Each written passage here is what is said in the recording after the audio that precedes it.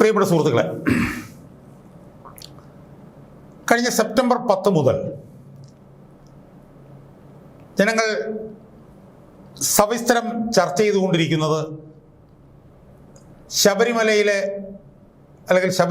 നടന്ന പെരുംകൊള്ളയെക്കുറിച്ചിട്ടാണ്. ആ ചർച്ച ഇപ്പോഴും തുടർന്നുകൊണ്ടിരിക്കുകയാണ്. നമുക്കറിയാം, കേരളത്തിലെ ഏറ്റവും പ്രധാനപ്പെട്ട ഒരു മതവിഭാഗമായ ഹിന്ദുക്കളുടെ അവരേതാണ്ട് ജനസംഖ്യയിൽ ഒരു 40-45% വരും. അവരുടെ ഏറ്റവും പ്രധാനപ്പെട്ട ഒരു തീർത്ഥാടന കേന്ദ്രമായ ആരാധനാലയമായ ശബരിമലയിൽ നടന്ന പെരുംകൊള്ളയുടെ ചുരുളഴിയുന്നത് വളരെ ആശങ്കയോടെ കണ്ടുകൊണ്ട് നിൽക്കുകയാണ് കേരളത്തിലെ ഹിന്ദു മതവിഭാഗം. കാരണം ഞാൻ നേരത്തെ സൂചിപ്പിച്ചതുപോലെ അവരുടെ ഏറ്റവും പ്രധാനപ്പെട്ട ഒരു ആരാധനാലയമാണ് ശബരിമല. അതിന് താഴെ മറ്റ് ആരാധനാലയങ്ങൾ വരും. ശബരിമലയിൽ നമുക്കറിയാം, ലക്ഷക്കണക്കിന് ഭക്തന്മാരാണ് ശബരിമലയിൽ ഓരോ വർഷവും വന്ന് അയ്യപ്പനെ കണ്ട് നിർവൃതി അടഞ്ഞ് തിരിച്ചു പോകുന്നത്. ശതകോടിക്കണക്കിന് രൂപ സ്വർണം, രത്നം, വൈരം അതൊക്കെയാണ് അവിടെ കാണിക്കയായി ലഭിച്ചുകൊണ്ടിരിക്കുന്നത്. ആ ശബരിമലയിലെ അതിൻ്റെ സാങ്ക്ടം സാങ്ക്ടോറമായിട്ടുള്ള അതിൻ്റെ ശ്രീകോവിലിലെ ദ്വാരപാലക ശില്പങ്ങളെ പൊതിഞ്ഞ സ്വർണ്ണപ്പാളികൾ, അതിൻ്റെ കതക്, അതിൻ്റെ കട്ടിള അതൊക്കെ പൊതിഞ്ഞ സ്വർണ്ണപ്പാളികൾ, ദ്വാരപാലക ശില്പത്തിൻ്റെ പീഠത്തിൽ പൊതിഞ്ഞ സ്വർണ്ണപ്പാളികൾ, ഇതൊക്കെ തട്ടിയെടുക്കാൻ വേണ്ടി സ്വാർത്ഥ താല്പര്യക്കാർ, നിക്ഷിപ്ത താല്പര്യക്കാർ CPM-ൻ്റെ ഒത്താശയോടുകൂടി അത് ചെയ്തത് കണ്ട് കേരളത്തിലെ ഹിന്ദു ജനസാമാന്യം, പ്രത്യേകിച്ചും പൊതുജനങ്ങൾ പൊതുവിലും ഞെട്ടിവിറച്ചു നിൽക്കുന്ന ഒരു കാഴ്ചയാണ് നമ്മൾ കണ്ടുകൊണ്ടിരിക്കുന്നത്. സുഹൃത്തുക്കളെ, അതുമായി ബന്ധപ്പെട്ട് ഒരുപാട് വീഡിയോകൾ ഞാൻ ചെയ്തിട്ടുണ്ട്. ഞാൻ ആ വിഷയത്തിലേക്കല്ല ഇപ്പോൾ ഞാൻ പോകാൻ ഉദ്ദേശിക്കുന്നത്. ആ കൊള്ളയുടെ എന്തെങ്കിലും ഒരു ഫേസ് സെറ്റിനെ കുറിച്ച്, ഒരു ഭാഗത്തെക്കുറിച്ച് ചർച്ച ചെയ്യാനല്ല ഞാൻ ഈ വീഡിയോയിലൂടെ ശ്രമിക്കുന്നത്.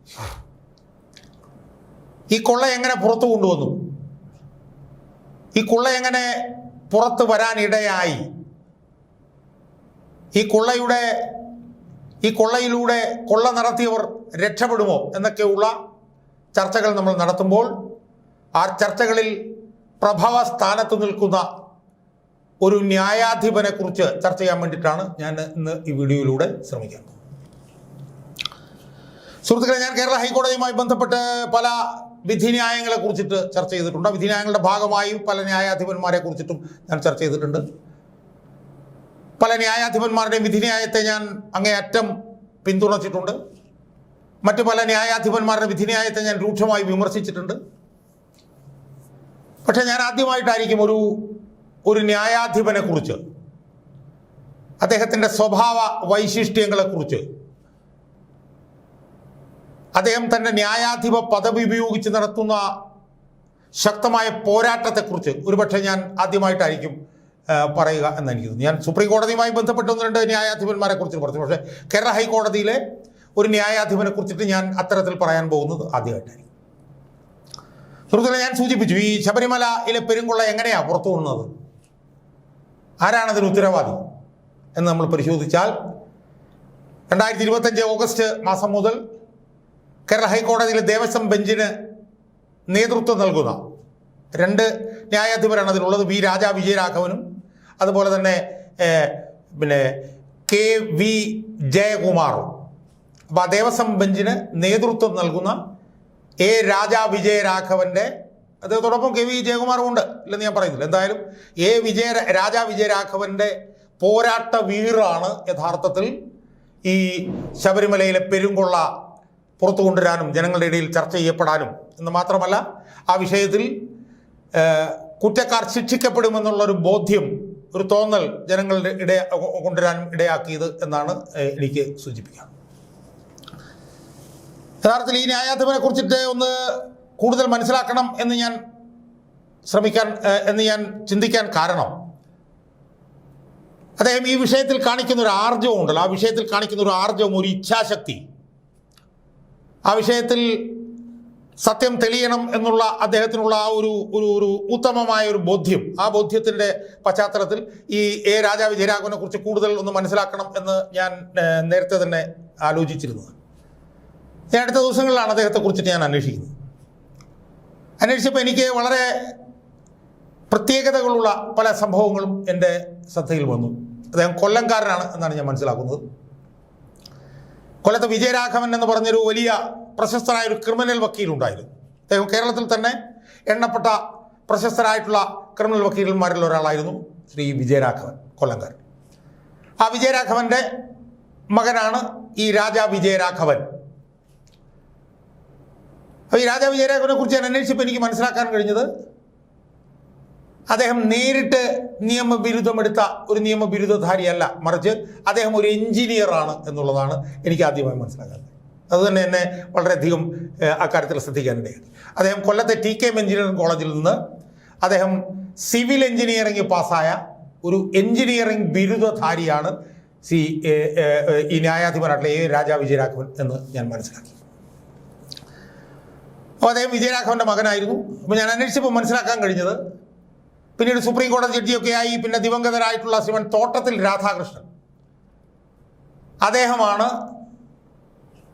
ഈ എ രാജാ വിജയരാഘവൻ നിയമബിരുദമെടുക്കാൻ കാരണക്കാരൻ എന്നാണ് ഞാൻ പിന്നീട് മനസ്സിലാക്കിയത്. കാരണം ഈ തോട്ടത്തിൽ രാധാകൃഷ്ണൻ ഈ വിജയരാഘവൻ എന്ന് പറഞ്ഞ ഈ പ്രശസ്തനായ ക്രിമിനൽ വക്കീലിൻ്റെ അടുത്ത സുഹൃത്തായിരുന്നു. അങ്ങനെ ഈ തോട്ടത്തിൽ രാധാകൃഷ്ണൻ ഈ വിജയരാഘവൻ്റെ മകൻ രാജാ വിജയരാഘവൻ ഇങ്ങനെ എഞ്ചിനീയറിംഗ് പാസ്സായി നിൽക്കുന്നു എന്നറിഞ്ഞപ്പോൾ തോട്ടത്തിൽ രാധാകൃഷ്ണനാണത്രേ ഈ രാജാ വിജയരാഘവനെ പിന്നെ നിയമബിരുദധാരിയാക്കണം എന്ന് വിജയരാഘവനോട് ആവശ്യപ്പെട്ടത്. ആ തോട്ടത്തിൽ രാധാകൃഷ്ണൻ്റെ സ്നേഹോപദേശങ്ങൾ അംഗീകരിച്ചുകൊണ്ടാണ് വിജയരാഘവൻ തൻ്റെ മകനായിട്ടുള്ള രാജാ വിജയരാഘവനെ നിയമ ബിരുദധാരിയാക്കിയത്. അങ്ങനെ സിവിൽ എഞ്ചിനീയറിംഗിൽ TKMൽ എഞ്ചിനീയറിംഗ് പാസ്സായിട്ടുള്ള രാജാ വിജയരാഘവൻ നിയമബിരുദം എടുക്കുന്നു. ആ നിയമബിരുദം എടുത്ത് അദ്ദേഹം കൊല്ലത്തെ കുറച്ച് നാൾ പ്രാക്ടീസ് ചെയ്യുന്നു. അതിനുശേഷം അദ്ദേഹം ഹൈക്കോടതിയിൽ വന്ന് ദീർഘനാൾ പ്രാക്ടീസ് ചെയ്തു. ഒരു നല്ല ക്രിമിനൽ വക്കീൽ എന്നുള്ള ഒരു ക്രിമിനൽ അഭിഭാഷകൻ എന്നുള്ളതിൽ പേരെടുത്തു. അതിനെ തുടർന്ന് അദ്ദേഹം, എനിക്ക് തോന്നുന്നത് 2017 മത്രമാണ് ഹൈക്കോടതിയിൽ പെർമനന്റ് ജഡ്ജായി അദ്ദേഹം നിയമിതനാകും. ആ സമയത്തൊന്നും ഞാൻ അദ്ദേഹത്തെ വലുതായിട്ടും ശ്രദ്ധിച്ചിരുന്നില്ല. പക്ഷേ അടുത്ത കാലത്ത് ശ്രദ്ധിച്ചത് ഈ ഉരുട്ടിക്കൊലക്കേസിൽ, ഉദയകുമാറിൻ്റെ ഉരുട്ടിക്കൊലക്കേസിൽ പ്രതികളെ എല്ലാം വെറുതെ വിട്ട ഒരു വിധിന്യായം അദ്ദേഹം പുറത്തു കൊണ്ടുവരുന്നു. പക്ഷേ ആ വിധിന്യായത്തെ പോലും നമുക്ക് വിമർശിക്കാൻ കഴിയാത്ത നിലയിൽ തെളിവുകളുടെ അടിസ്ഥാനത്തിലാണ് അദ്ദേഹം ആ വിധിന്യായം പുറത്തുവരുന്നത്. അപ്പോഴാണ് ഞാൻ അദ്ദേഹത്തെ ഒന്ന് ശ്രദ്ധിക്കുന്നത്. പക്ഷേ അദ്ദേഹം ദേവസ്വം ബെഞ്ചിൻ്റെ ഭാഗമായതോടുകൂടി അദ്ദേഹത്തെ ശ്രദ്ധിക്കാൻ പറ്റാത്ത ഒരു സാഹചര്യം. അത് പറയുന്നതിന് കുറച്ച് മുമ്പ് എനിക്കൊരു കാര്യം കൂടെ പറയാനുള്ളത്, അദ്ദേഹം ഒരു എഞ്ചിനീയർ എന്നുള്ള നിലയിൽ കേരള ഹൈക്കോടതിയിലെ IT റിലേറ്റഡ് ആയിട്ടുള്ള കാര്യങ്ങൾക്കെല്ലാം നേതൃത്വം കൊടുക്കുന്നത് അദ്ദേഹമാണ് എന്നാണ് എനിക്ക് മനസ്സിലാക്കാൻ കഴിഞ്ഞ ദിവസം ഒരു പ്രഗത്ഭനായ അഭിഭാഷകനോട് ചോദിച്ചപ്പോൾ IT റിലേറ്റഡ് ആയിട്ട് എന്ത് സംശയം വന്നാലും അതിനൊരു മറുപടി ലഭിക്കാൻ വേണ്ടി ഓടിയെത്തുന്നത് രാജാ വിജയരാഘവൻ എന്ന് പറഞ്ഞ ന്യായാധിപനടുത്തായിരിക്കും എന്ന് അദ്ദേഹം എന്നോട് പറഞ്ഞു. കേരള ഹൈക്കോടതി ഐറ്റിയുമായി ബന്ധപ്പെട്ടുകൊണ്ട് വളരെ മുന്നിൽ നിൽക്കുന്ന ഒരു ഹൈക്കോടതിയാണ് കേരള ഹൈക്കോടതി. അത് ഈ രാജാ വിജയരാഘവൻ്റെ അക്കാര്യത്തിലുള്ള നേതൃത്വം കൊണ്ടാണ് എന്നാണ് എനിക്ക് മനസ്സിലാക്കാൻ കഴിഞ്ഞത്. സുപ്രീം കോടതി രൂപീകരിച്ച ഒരു IT റിലേറ്റഡ് കമ്മിറ്റിയുണ്ട്. ആ കമ്മിറ്റിയിലും ശ്രീ രാജാ വിജയരാഘവൻ ഭാഗമാണ് എന്ന് മനസ്സിലാക്കാം. പക്ഷേ സുഹൃത്തുക്കളെ, ഈ ശബരിമലയിലെ ഈ പകൽക്കൊള്ളയുമായി ബന്ധപ്പെട്ടുകൊണ്ട്, ഈ ഡേ ലൈറ്റ് റോബറിയുമായി ബന്ധപ്പെട്ടുകൊണ്ട് ശ്രീ രാജാ വിജയരാഘവൻ നടത്തുന്ന ഇടപെടൽ കണ്ടപ്പോഴാണ് അദ്ദേഹത്തെക്കുറിച്ച് കൂടുതൽ അറിയാൻ ഞാൻ ആഗ്രഹിച്ചതും കൂടുതൽ അറിഞ്ഞതും. അദ്ദേഹം വ്യത്യസ്തനാണ് എന്ന് എനിക്ക് മനസ്സിലായി. യഥാർത്ഥത്തിൽ ബട്ട് ഫോർ രാജാ വിജയരാഘവൻ ഈ daylight robbery would not have come to light എന്ന് പറയുന്നതിൽ എനിക്ക് യാതൊരു മടിയുമില്ല. കാരണം സെപ്റ്റംബർ 10 മുതൽ ആ വിധിന്യായങ്ങൾ ഏതാണ്ട് 7-8 ഇടക്കാല വിധികളുണ്ട്. അതെല്ലാം ഞാൻ കൂലങ്കഷമായി വായിച്ച് മനസ്സിലാക്കിയിട്ടുള്ള ഒരു പൊതുപ്രവർത്തകൻ. ആ തുടക്കം മനസ്സിലാക്കിയത് എങ്ങനെയാണ്? ഈ ദ്വാരപാലകരിൽ പൊതിഞ്ഞ സ്വർണ്ണപ്പാളികൾ ഇത് ശബരിമലയിൽ നിന്ന് പുറത്തേക്ക് കൊണ്ടുപോകുന്നു എന്നുള്ള വിവരവുമായി ബന്ധപ്പെട്ടുകൊണ്ട് ആ കാര്യം ദേവസ്വം ബോർഡിലെ സ്പെഷ്യൽ കമ്മീഷണർ ഈ രാജാ വിജയരാഘവൻ അടങ്ങുന്ന ദേവസ്വം സ്പെഷ്യൽ ബെഞ്ച്, ദേവസ്വം പ്രത്യേക ബെഞ്ചിനെ അറിയിച്ചില്ലായിരുന്നുവെങ്കിൽ അറിയിക്കുകയും അറിയിച്ചതിനെ തുടർന്ന് അത് രാജാ വിജയരാഘവൻ ഗൗരവമായി എടുക്കുകയും അതിന്മേൽ സ്വമേധയാ കേസെടുക്കുകയും ചെയ്തില്ലായിരുന്നുവെങ്കിൽ ഇത് പുറത്തു വരികയില്ലായിരുന്നു. അങ്ങനെയാണ് ഇത് പുറത്തു വന്നത്. പുറത്തു വന്ന സമയത്ത് ചില വിമർശനങ്ങളൊക്കെ അദ്ദേഹം കേൾക്കുകയുണ്ടായി എന്ന് നമ്മൾ മനസ്സിലാക്കണം. ഇത് അയ്യപ്പ സംഗമത്തിന് മുമ്പ് ഇത് പുറത്തു കൊണ്ടുവന്നു, ഇതിനകത്ത് എന്തോ കൂട്ടി ചെയ്തതാണെന്നൊക്കെ പറഞ്ഞിട്ടുള്ള വിമർശനങ്ങളൊക്കെ ഉയർന്നു വന്നിരുന്നു. എന്തായാലും ഇത് കേട്ട പാതി കേൾക്കാത്ത പാതി സുവമോട്ടോ കേസെടുത്തു. ഈ സ്വർണ്ണപ്പാളി കൊണ്ടുപോയതുമായിട്ട് ബന്ധപ്പെട്ടുകൊണ്ട് പല ദേവസ്വം ബോർഡ് ഉദ്യോഗസ്ഥന്മാരെയും അവർക്ക് നോട്ടീസ് അയച്ചു, അവർ കേസിൽ കക്ഷി ചേർത്തു. എന്നാൽ പിന്നീട് എന്താ നമ്മൾ കണ്ടത്?